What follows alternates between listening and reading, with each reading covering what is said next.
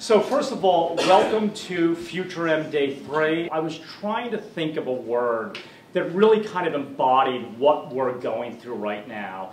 And I think the one word that really kind of captures the transformation that is engulfing our industry over the last 12 to 24 months, I think a great word is shift.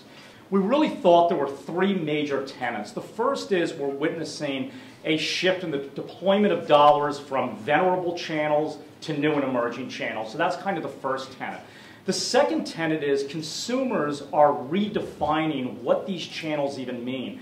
And kind of the third tenet, or the way we think about shift, is we are witnessing kind of a difference in how brands develop communication, or brands are really looking for canvases that allow them to tell a story. So I've got Jay Sampson sitting in the middle right there.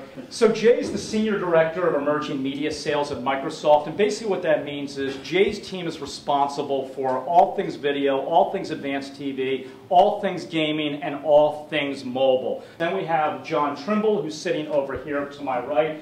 John is the Chief Revenue Officer of Pandora, and unless you've been sitting in a cave the last 2 years, you probably understand that Pandora has been probably one of the most successful companies out there. And last but not least, we have Jorey to the far right, who's the founder and VP of Corporate Development for Jumptrap. Jumptrap is one of the leading mobile ad networks, reaching over 63 million people a month, and they represent some great sites like Esquire and People and Us and CBS and the NBA, to name just a few. So if the theme is all about shift your thinking or suffer the consequences, what brand do you think has done the best job in your canvas in the last 6 months? And the reason I always like to ask that question, because I think that really gets to the heart of the matter, is I want to know, A, what this canvas is what their potential is, what their possibilities are, how they can dream with a marketer, and where the benchmark is for my team thinking about what we need to create. So John, we'll start with you. You know, there's one that we talk to an awful lot, and it really speaks to the value chain of Pandora, right? So when I think about, you know, what we're talking to marketers about, it's obviously the opportunity within the desktop and display environment, which is a larger palette than you have at a traditional publisher.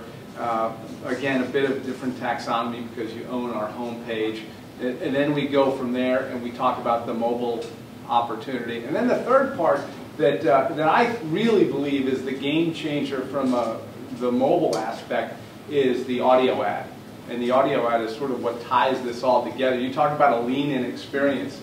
You know, it's great to have your phone in your pocket, but my ability to hit you with an ad while you're consuming Pandora walking down the street in a really contextually relevant way is a point of difference that we talk to an awful lot with brands. And one campaign that really started us thinking about the impact of that and how you can look at this from a national perspective as well as a hyper-targeted perspective and take a lot of what's been very, very successful in the traditional world, things like day parting, segmenting audience, is a campaign we did with Whole Foods. So Whole Foods, 5 markets in the Bay Area targeting women, 24 to 34, pushing a lunch menu special. So both on the desktop and mobile from 11 to 1 in the afternoon, serving both display ads as well as audio ads on multiple devices, having them click back to where their local store is. So again, thinking about pulling everything together, day parting, targeting women 24 to 34, absolutely no waste, right? We know how many people within the Bay Area, because of the registration process, how many women within the Bay Area we can deliver to an advertiser. And what we saw was 3x the usual click-through. Customize, you know, hey, Pandora user, this is Whole Foods. We've got a great sushi special from 11 to 1 today. Click on the ad next to you. And again, I think that's directionally, as we sit down with clients and agencies, the type of conversations we're having. How do you take advantage of the best of what each of the mediums offer? And in our sense, we are really trying to take advantage of what we think is a point of differentiation with audio ads. The one that came to mind as you asked the question is NBC. Think about NBC, venerable brand, certainly in need of I'll say it this way, recapturing an audience, re-energizing an audience to tune in to this season. So a lot of what we are doing at Microsoft Advertising surrounds kind of multi-screen.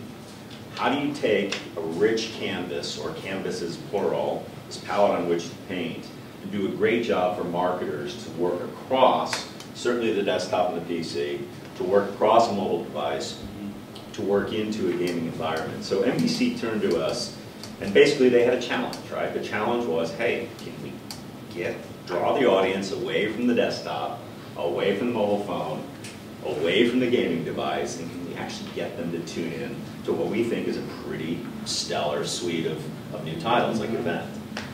So they worked with us, and the reason I think it's important, not only kind of big splashy brand, big splashy company, but they worked with us in the truest sense that they gave us access to their content and allowed us to be consultative with them, and not just give us some trailers and slap them up in various environments. They actually said, hey, how should we represent these content fragments, these pieces, in each of these unique environments? How does it play in the Xbox 360 from the advertising perspective? How should it look in a mobile environment if it's to be engaging? And then certainly how deep and how rich can we go through your labyrinth of properties across MSN and the like.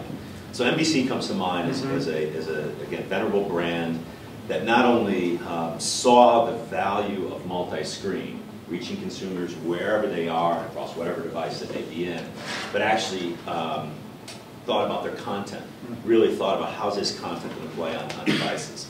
We certainly love all mobile advertisers, but one that I just personally loved recently was Dunkin' Donuts. They had this iced coffee drink that they were getting out there, and through this ad, the screen frosted over like you had it in your hand, like you had this iced coffee drink in your hand. So the screen frosted over, and then you touch the screen and you wipe off the frost with your finger. Oh, wow. And I love that because, first of all, when you kind of see people touching the device and interacting with the device in a way that is mimicking the way that you would interact with physical things in a physical environment, when it's mimicking that both in terms of what it's displaying on the screen, your interactions with the screen, your interactions with the device, because it has the accelerometer and it has all these different mechanisms in it now to understand its orientation and its movement.